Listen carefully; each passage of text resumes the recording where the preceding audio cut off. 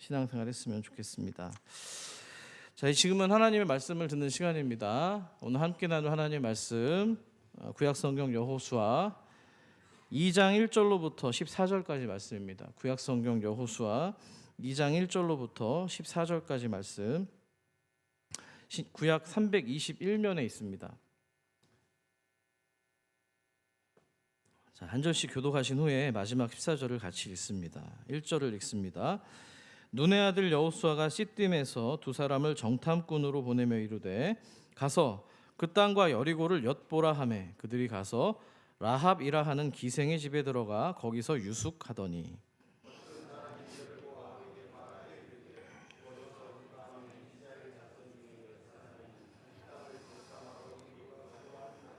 여리고 왕이 라합에게 사람을 보내어 이르되 내게로 와서 내 집에 들어간 그 사람들을 끌어내라.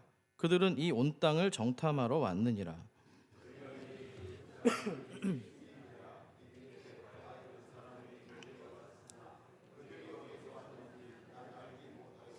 그 사람들이 어두워 성문을 닫을 때쯤 되어 나갔으니 어디로 갔는지 내가 알지 못하나 급히 따라가라. 그리하면 그들을 따라잡으리라 하였으나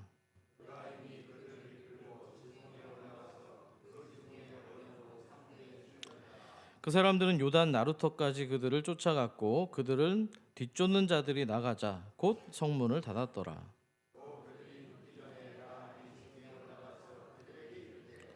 말하되 여호와께서 이 땅을 너희에게 주신 줄을 내가 아노라. 우리가 너희를 심히 두려워하고 이 땅 주민들이 다 너희 앞에서 간담이 녹았나니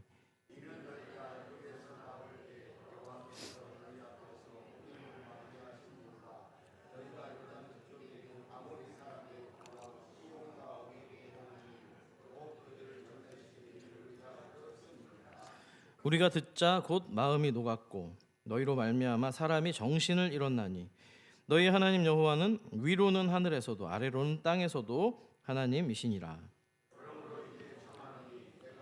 선대하신 주.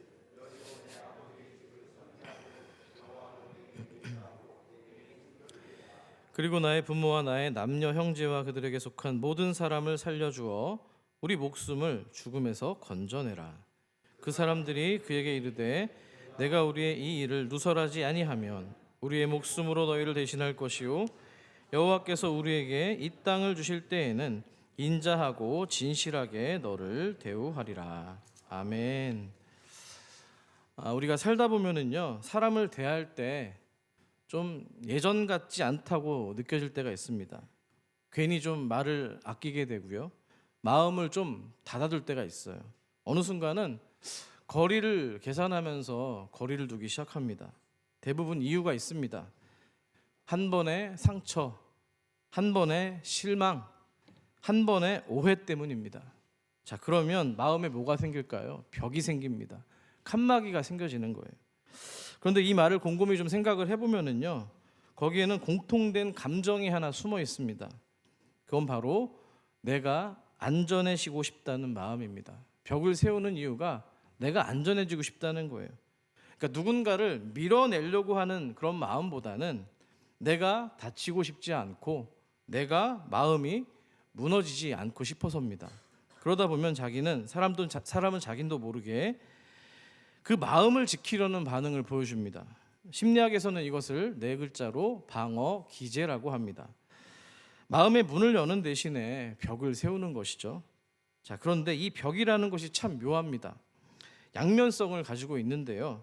처음에는 그 벽이 나를 안전하게 보호해 줄 것 같은 생각이 듭니다. 하지만 시간이 지나서 어느 순간부터는 오히려 그것이 나를 묶어두는 감옥처럼 될 때가 있다는 거죠. 말을 바꾸면 그 벽이라는 칸막이를 세우는 마음의 밑바탕에는 두려움이 도사리고 있다는 겁니다. 그렇게 두려움은 사람을 그렇게 벽 쪽으로 밀어붙이는 역할을 하는데요. 흥미로운 건 사람이 마음에 그렇게 벽을 세워가듯이 우리 인간은 역사 가운데서도 실제 벽을 쌓아왔다는 겁니다. 그리고 그 벽은 점점 더 커지고 두꺼워지면서 마침내 가시적으로 눈에 보이는 거대한 성벽을 세우게 되는데요. 여러분, 성벽은요, 여러분이 알고 계시는 성벽은 돌과 흙으로 만든 구조물이 아닙니다. 성벽은 다시 말씀드리면 두려움 앞에서 인간이 내놓는 마음의 고백이라는 거예요. 이 성 안은 안전해야 된다. 이 성 안만큼은 무너지지 않아야 된다. 우리 스스로를 지키려고 하는 그 절박한 염원이 그 성 안에 담겨 있는 겁니다. 성경에도 바로 이런 성벽, 성에 대한 이야기가 등장을 하는데요. 자, 한번 여쭤볼까요? 최초의 성 이야기가 등장하는 곳이 어딜까요? 창세기입니다. 이렇게 얘기하면 긴장스러우시죠? 목사가 또 시킬까 봐. 이럴 때 기억이 잘 돼요. 자, 그러면 누구의 이야기로 성이 나올지 우리 창세기 4장 16절 17절 화면을 통해서 여러분 한번 읽어주십시오. 시작.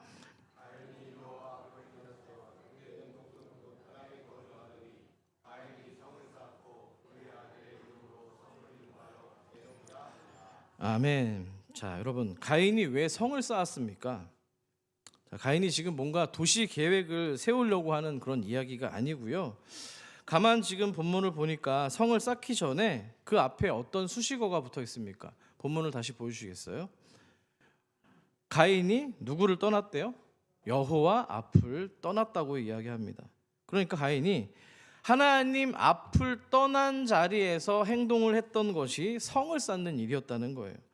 여기 성이라고 번역된 히브리어를 이르라고 하는데 한번 따라해볼까요? 이르.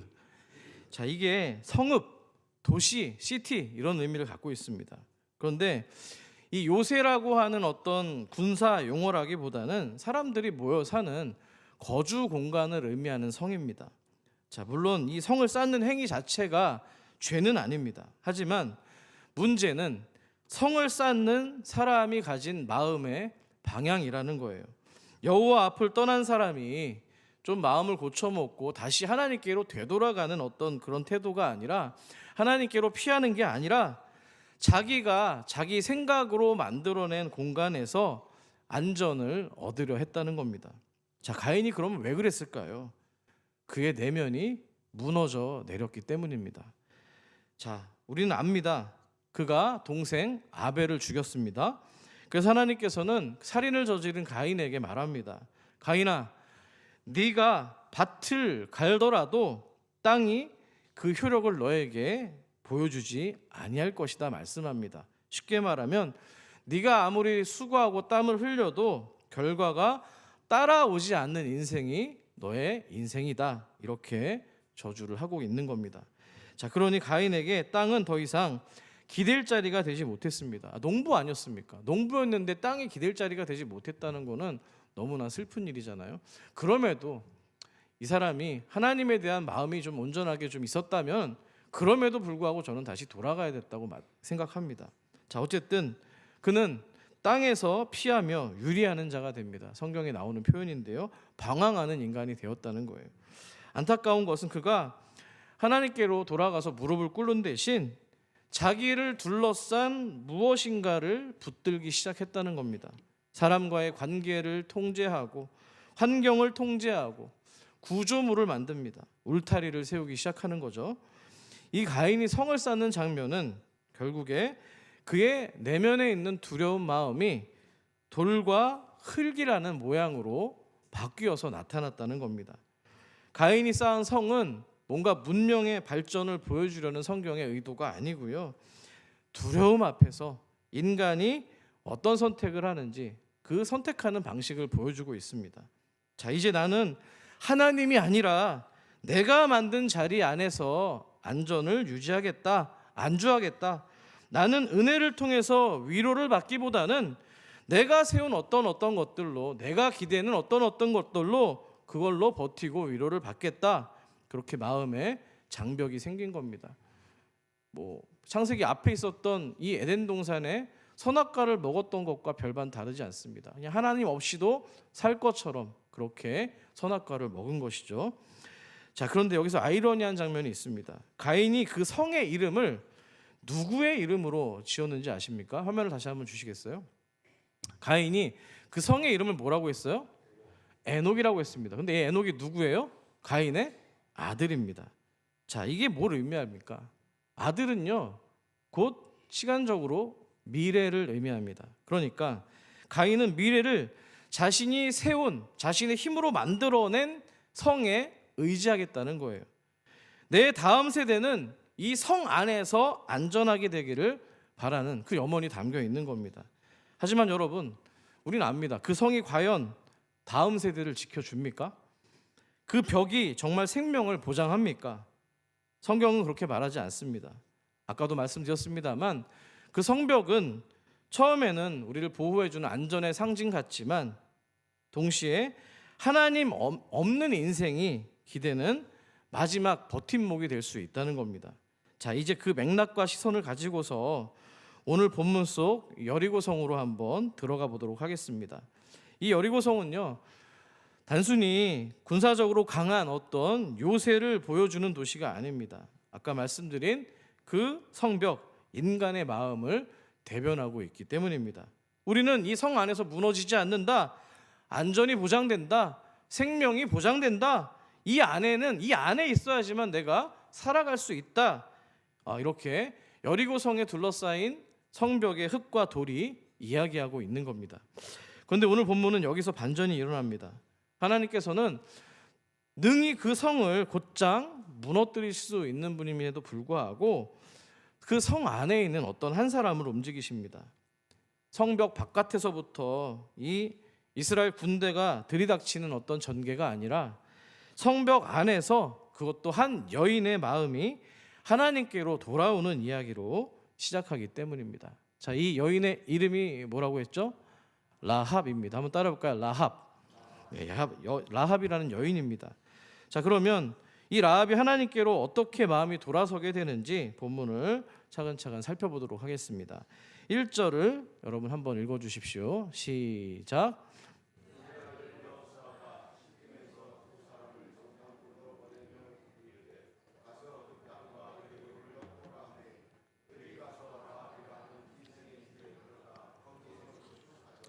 아멘. 자, 1절을 보니까 여호수아가 정탐꾼을 많이 안 보냈습니다. 몇 명을 보냈습니까? 2명입니다. 예전에는 몇 명 보냈습니까? 12명을 보냈었잖아요.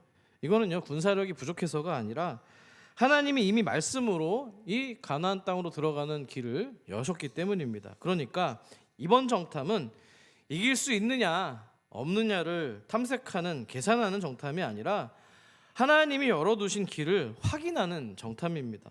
그러니까 두 사람이 보냈다는 것은 또 증인의 효력도 있기 위해서 두 사람을 보낸 것도 있는 거예요. 자, 그리고 이 1절에서 오늘의 주인공 이 라합이라고 하는 여인이 어떻게 지금 소개가 되고 있습니까? 뭐라고 돼 있어요? 기생 라합입니다. 왜 굳이 그녀의 이름뿐만 아니라 불편하기까지 한 이 직업, 그녀의 직업까지도 함께 성경은 밝히고 있을까요? 자, 그 이유는 라합을 뭔가 정죄하려는 의도가 아니고요, 그가 지금 어떤 삶의 가장자리에서 어떻게 하나님의 생명의 구원을 맞아들이게 되었는지 그것을 보여주기 위함입니다. 자, 기생이란 직업이 예나 지금이나 어떻습니까? 그 단어 안에는 천대받는 여인의 고단한 삶이 고스란히 담겨 있습니다. 사람들, 특히 남자들의 욕망의 대상으로 소비되는 그 인생의 자아상이 담겨 있고요, 존중받는 삶은커녕 이용당하고 버려지기 쉬운 그야말로 고달픈 사연이 담겨 있는 이 기생이라는 단어입니다. 그래서 라합은 비록 그들이 안전하게 여기는 성 안에 살고 있었지만 늘 마음은 성벽의 가장자리에서 살아온 인생입니다. 마음의 성벽을 쌓는 인생입니다.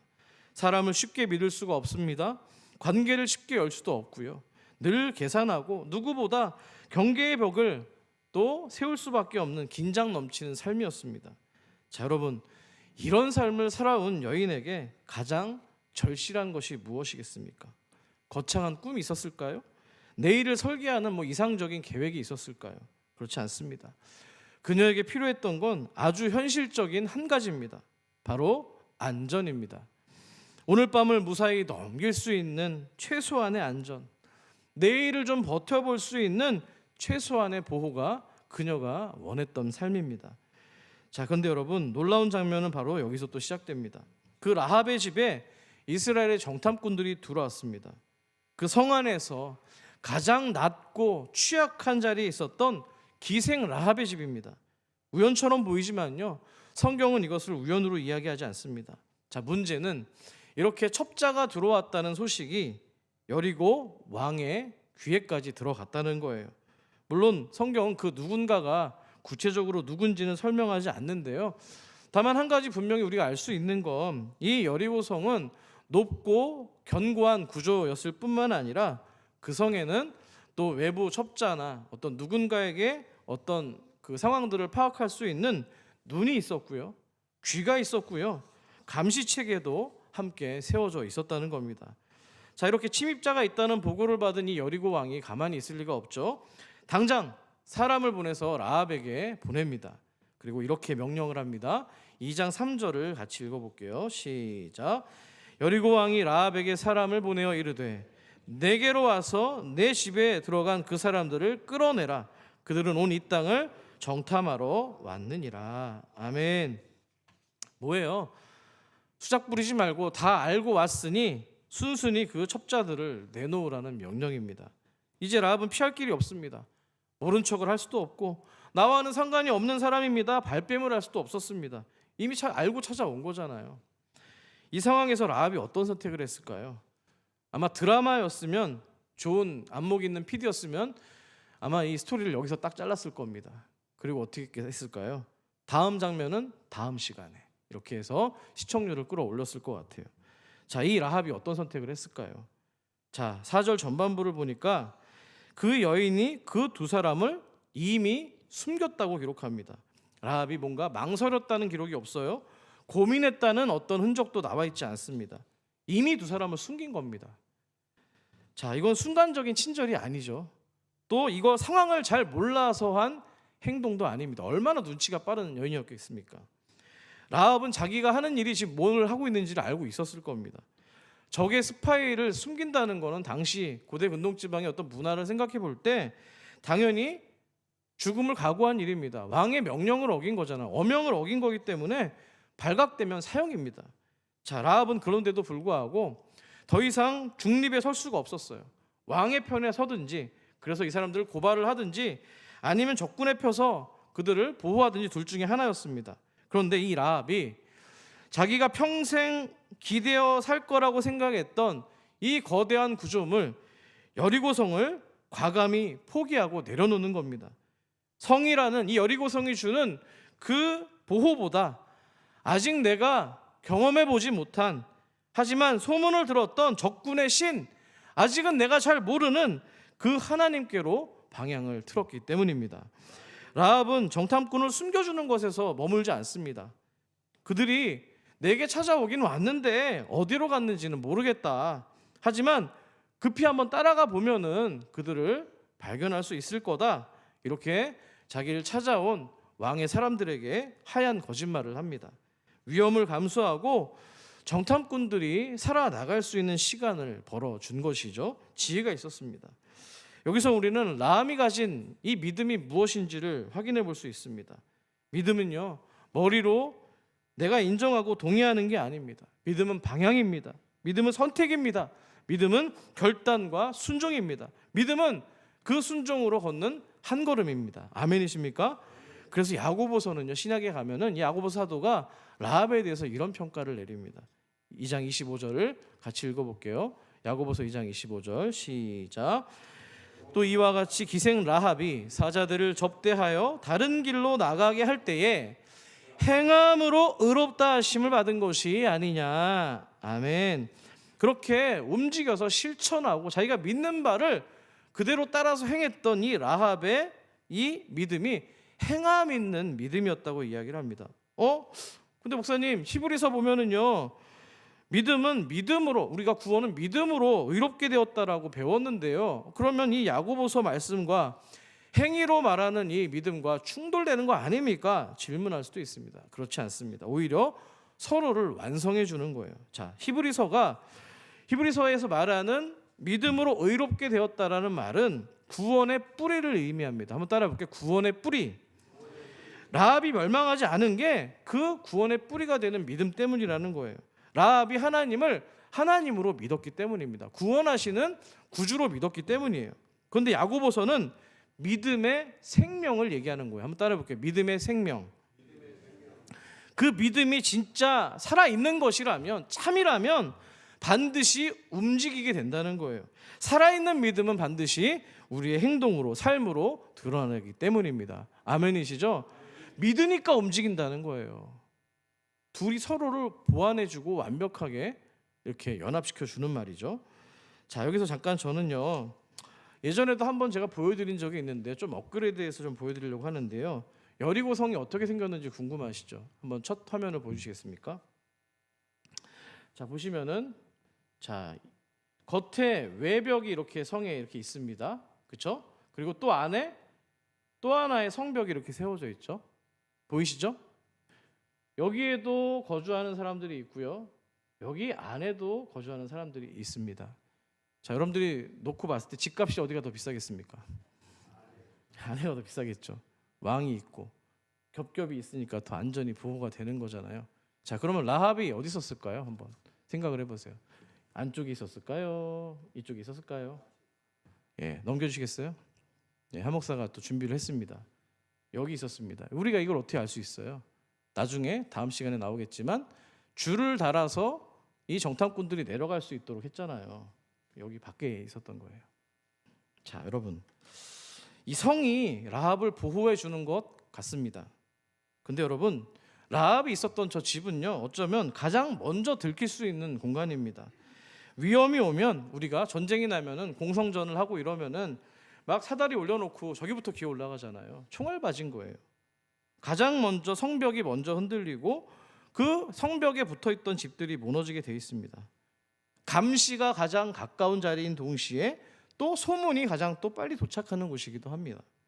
자, 그러니까 라합이 믿음을 선택했던 저 공간은 안전한 자리가 아니라는 거예요. 믿음을 말하기 쉬운 자리가 아니라 오히려 믿음을 얘기하면 죽을 수도 있는 자리입니다. 그런데 성경은 그 자리에서 라합이 행동했다고 이야기합니다. 이게 바로 라합이 가진 믿음의 무게였다는 거예요. 자, 화면을 넘겨주시죠. 넘어갑니다. 자, 그렇다면 기생 라합은요, 왜 이런 목숨을 건 선택을 했을까요? 무엇을 그녀가 믿었기에 이런 모험을 할 수가 있었던 겁니까? 자, 그 대답이 이 라합 자신의 입술로부터 흘러나오는데요. 화면을 통해서 9절에 기록된 라합의 고백을 들어보겠습니다. 같이 읽어볼게요. 시작. 여호와께서 이 땅을 너희에게 주신 줄을 내가 아노라. 아멘. 이방 여인입니다. 또 사회적으로 소외된 계층입니다. 그녀의 입술에서 지금 언약의 이름, 약속의 이름 뭐가 나왔어요? 여호와가 튀어나왔습니다. 그것도 모자라서 여호와께서 땅을 너희들에게 주신단다. 그걸 어떻게 하는데? 내가 안다라고 얘기를 하고 있는 거예요. 여호와께서 약속의 땅을 주는 것을 내가 안다라고 이야기를 하는 겁니다. 지금 라합이요, 내가 뭔가 이렇게 소문들을 들어보니까 너희가 이길 것 같더라. 이스라엘 군대가 전력이 괜찮은 것 같아. 그래서 내가 이긴다더라. 이렇게 지금 뭔가 막연한 말을 하는 게 아니고요, 군사적인 어떤 전력을 보고 얘기하는 게 아니라 신앙 고백이에요. 여호와 하나님께서 너희에게 이 땅을 주신다. 믿음의 고백을 하고 있는 겁니다. 자, 라합은 지금 이미 결론을 알고 있는 사람처럼 얘기해요. 아직 전쟁이 벌어지지 않았습니다. 견고하게 지금 여리고성은 서 있어요. 그대로인데 라합의 말 속에는 이미 하나님의 승리가 이 이방 여인을 통해서 선포가 되고 있는 거예요. 아멘이십니까? 자, 그러면 이 여리고성 사람들이 어떤 반응이었을까요? 자, 한번 2장 9절 같이 나머지 읽어볼게요. 시작. 우리가 너희를 심히 두려워하고 이 땅 주민들이 다 너희 앞에서 간담이 녹나니. 아멘. 여러분, 생각해 보니까요, 이 뭔가 소문을 들은 거잖아요. 여리고 사람들이 간담이 녹았다는 건 뭐예요? 마음이 지금 무너졌다는 거예요. 두려움에 공포에 떨고 있다는 겁니다. 자, 이걸 보니까는 이런 생각이 듭니다.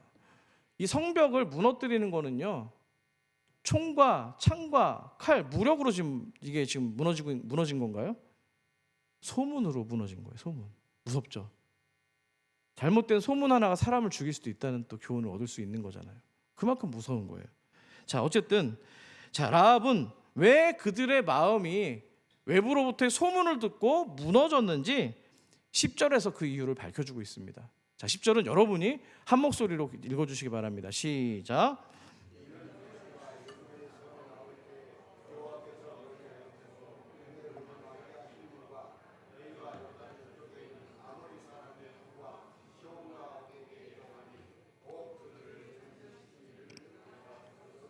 아멘. 잘 보세요. 라합이 지금 직접 본 게 있습니까?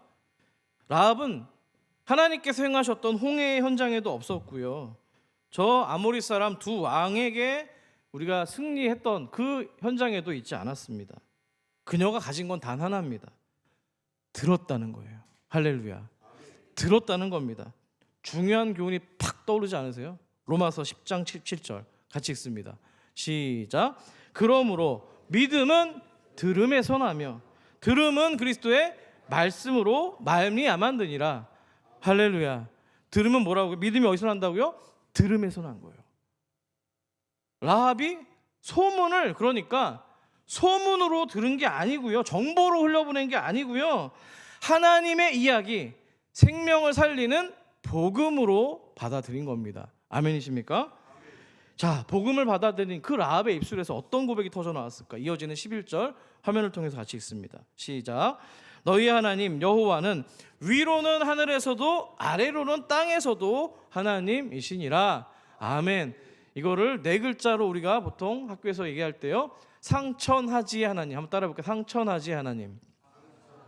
하늘 위로 하나님, 땅으로 또 하나님이라는 얘기예요. 여러분에게도 하나님이, 그리스도께서 상천하지에 또 주님이시기를 간절히 소망합니다. 자, 이 고백은요, 여리고 사람, 더군다나 이방 여인, 소외된 사람이 하기는 어려운 말이에요. 이스라엘 백성 가운데서 신앙 좋은 사람이 할 수 있는 말입니다. 그런데 이 고백이 그 하찮아 보이는 여인, 기생의 입을 통해서 선포가 됐다는 거예요. 자, 그럼 여기서 우리가 중요한 질문을 던져야 됩니다. 라합이 믿은 것이 뭡니까? 라합의 믿음이 뭘 믿은 거예요? 라합은요, 자기 인생이 뭔가 바뀔 것 같은 가능성을 믿은 게 아닙니다. 이스라엘이 이길 확률을 계산해서 믿은 것도 아닙니다. 라합이 붙들었던 건 오직 하나입니다. 하나님입니다. 하나님이 어떤 하나님이신가를 믿는 믿음이었다는 거예요. 아멘이십니까? 처음에는 이 라합의 믿음이 현실적인 어떤 부분에서 시작됐습니다. 나 살고 싶다. 오늘 밤을 넘기고 싶다. 하지만 소문을 듣고 깨닫습니다. 내가 기대고 있던 성이 나를 살리는 게 아니구나. 저 애굽에서 온 백성들을 이끌었던 하나님이 살리는구나. 진짜 신은 하나님은 여리고의 왕이 아니라 여호와 하나님이시구나.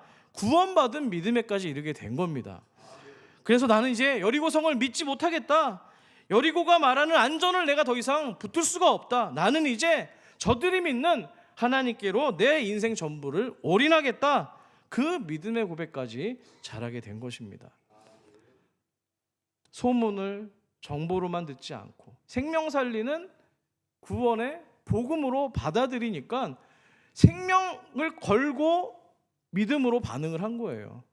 아멘이세요? 복음은요, 생명으로 믿는 겁니다. 그렇게 생명으로 믿는 우리 신앙 공동체가 되길 축복합니다. 오늘 본문은 그래서 우리에게 묻습니다. 여러분은 지금 무엇 안에서 안전하다고 느끼고 계십니까? 여러분이 쌓아 올린 성이 무엇입니까? 명성입니까? 재정입니까? 소유입니까? 아니면 지위입니까? 아니면 그거 말고 그냥 여전히 내 감정과 내 경험과 내 상처로 그냥 주변을 막아놓은 어떤 칸막이의 성입니까? 그렇다면 여러분, 이 라합을 다시 보셔야 됩니다. 라합은요, 그저 말로 하나님을 믿은 게 아닙니다. 자기가 기대하던 그동안 믿어왔던 그 신이 되었던 그 여리고성을 내려놓고 하나님을 선택한 겁니다. 성경은 분명히 증언합니다. 그 믿음이 그 여인을 살렸고 또 그 가정을 살렸고 나중에는 마침내 메시아 구세주의 족보 안으로까지 들어오는 위대한 인물이 되었다는 거예요. 아멘이십니까? 자, 그 다음에 우리가 눈여겨볼 장면은요, 라합이 여호와는 하나님이시다 고백한 뒤에 그녀가 자신의 가족의 구원을 위해서 간청했다는 거예요. 점탕꾼들과의 뭔가 대화를 우리가 얼핏 보면은 조건부 거래처럼 느껴집니다. 내가 숨겨줬으니까 너는 나한테 이렇게 해야 된다. 뭔가 흥정을 하는 것처럼 느껴져요. 하지만 12절 말씀을 다시 한번 보시겠습니다. 12절 마지막으로 읽어볼게요. 시작. 그러므로 이제 청하노니 내가 너희를 선대하였은즉 너희도 내 아버지의 집을 선대하도록 여호와로 내게 맹세하고 내게 증표를 내라. 아멘. 여기서 중요한 건요, 라합이 뭘 요구하느냐가 아니라 라합이 어떤 방식으로 하나님께 살 길을 구하고 있느냐는 겁니다. 라합은 내가 너희를 이렇게 숨겨줬으니까 너희도 나를 살려라, 이렇게 얘기하는 게 아니에요. 자기 행동을 흥정의 구원의 근거로 재료로 내세우지 않는다는 겁니다. 뭘 요구했어요? 선대하도록. 이 선대가 뭐예요? 여러분 알고 계시는 헤세드, 하나님의 은혜입니다. 한번 따라해 볼게요. 헤세드는 하나님의 은혜입니다. 예, 하나님의 은혜, 하나님의 인자와 하나님의 긍휼하심, 그걸 구한 거예요. 그냥 눈에 언뜻 보면은 이 두 사람의 정탐꾼에게 직접 얘기한 것 같아요. 그런데 뒤에 뭐가 나왔어요? 여호와로 내게 맹세하라고 얘기합니다. 너희가 믿는 신, 너희를 구원한 언약의 이름, 그 여호와의 이름으로 맹세해서 그 여호와의 은혜로 인하여서 나와 내 가정을 구원해라, 이렇게 이야기하고 있는 겁니다. 언약적인 신실함을 구하고 있는 거예요. 나는 내 힘으로 살아남을 수가 없습니다. 그러니 나를 살릴 수 있는 길은 당신의 하나님이 베푸는 은혜뿐입니다. 이게 바로 우리가 하나님의 말씀, 복음을 받아들이는 우리의 태도여야 될 줄 믿습니다. 내가 뭘 했느냐, 나를 내세우는 게 아니라 하나님 앞에서 그저 그냥 하나님, 나는 죄인입니다. 나는 연약한 존재입니다. 아무것도 할 수 없는 존재입니다. 그러니 나를 살려주십시오. 가장 근본적이고 원초적인 겸손함의 태도, 그 은혜에 기대는 자세가 우리 모두의 태도가 되어야 될 줄 믿습니다. 라합은 자기만 살려달라고 한 게 아니에요. 내 아버지의 집을 살려달라고 얘기합니다. 가족 전체를 품었습니다. 믿음은요, 그렇게 나 혼자만 머물러 있을 수가 없어요. 확장이 일어나는 거예요. 나 하나 구원받고 끝나는 게 아니라 가족과 친척과 열방을 향해서 계속해서 확장되어 나간다는 거예요. 그 이야기가 앞으로 펼쳐질 이 가나안 땅에서의 땅 따먹기 이야기 아니겠습니까? 여러분, 여기까지가 이 라합의 믿음이었습니다. 어떤 믿음입니까? 들음에서 시작된 믿음입니다. 복음의 소식을 듣고 노선을 정해서 움직였습니다. 누군가를 도와주었습니다.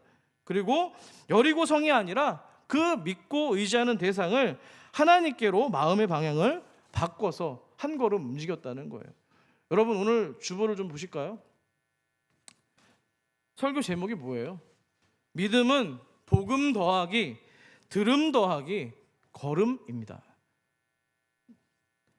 수학을 되게 못하는데요. 공식처럼 써놨습니다. 복음은요, 하나님 말씀은요, 우리의 믿음이 그러니까 믿음은 뭐냐면 하나님의 말씀인 복음을 듣고 나서 끝나는 게 아니고요, 들어서 한 걸음 움직이는 실천까지 나갈 때, 그걸 바로 성경이 이야기하는 믿음이라고 이야기를 하는 겁니다. 아멘이시죠? 이 복음의 공식, 믿음의 공식이 산서울의 공식이 되기를 축복합니다. 자, 근데 여러분, 이 믿음의 이 어떤 패턴이 그럼 라합에게서만 나타난 특별한 어떤 상황일까요? 아니면 하나님께서 사람을 살리실 때 자주 사용하시는 패턴일까요? 그래서 저는 마지막으로 이 라합의 이야기를 끌어안고 신약의 복음서의 현장으로 한 걸음만 더 가보도록 하겠습니다. 짧습니다. 자, 왜냐하면 하나님은 이런 같은 방식으로 사람을 찾으실 때가 많기 때문인데요. 자, 요한복음 4장을 보시면은요, 누가 나옵니까? 예수님이 사마리아로 가실 때 이런 말씀을 하세요. 내가 사마리아를 통과하여야 하겠는지라. 나는 반드시 사마리아를 통과해서 이 길을 지나가겠다라고 얘기를 하는 겁니다. 자, 통상적으로 유대인들은 사마리아를 싫어합니다. 상종을 안 합니다. 그래서 더럽고 치사해서 피해서 돌아가는 길입니다. 그런데도 왜 그렇게 돌아가는 거예요? 왜 상종을 안 해요? 그 둘 사이, 민족 사이에 경계선이 있었기 때문에, 성이 있었어요. 마음의 벽이 있었다는 겁니다. 민족의 경계, 종교의 문화적인 경계가 있었습니다. 근데 주님께서 굳이 그 길을 통과하여야 하겠는지라 아주 고집을 부리시는 겁니다. 왜 그렇습니까? 그 사마리아에 누가 있기 때문에요? 수가성 우물가에 한 여인이 있었기 때문입니다. 그 여인은 어떻습니까? 사람들의 시선을 피해서 가장 뜨거운 때에 물을 길러온 여인입니다. 관계에 상처가 있고요, 그 인생 자체가 속이 텅 비어있는 룻과 같은 여인입니다. 예수님께서 그 여인을 왜 찾아오셨습니까? 정죄하기 위해서요? 아닙니다. 그녀에게 생명과 생수를 주시기 위해서입니다. 목을 적시는 육체의 어떤 죽이는 것은 물론이요, 마음과 영혼의 갈증을 해결하는 물을 주시기 위해서였습니다. 라합도 마찬가지입니다. 라합은 성 안에 있었지만 늘 가장자리에 있던 사람입니다. 사람들의 손가락질과 아주 비난의 낙인이 찍힌 사람이에요. 그렇죠? 주홍 글씨가 새겨져 있는 사람이죠. 그런데 하나님께서는 그런 그녀를 그냥 내버려 두지 않고요, 성 안에 있는 그 한 여인에게까지 소문의 복음이 들어가게 하셔서 귀를 열어주시고 살 길을 열어주셨다는 겁니다. 이것을 믿으십니까? 여러분, 겉으로 보면 라합이 하나님을 찾아간 것 같지만, 또 사마리아 여인이 예수님을 만난 것 같지만 아닙니다. 예수님이 그 여인을 먼저 찾아왔고요, 라합을 하나님이 먼저 찾아가신 줄 믿습니다. 복음은 그래서 늘 하나님이 먼저 우리를 찾아오시는 이야기입니다. 생명으로 찾아오시는 거예요.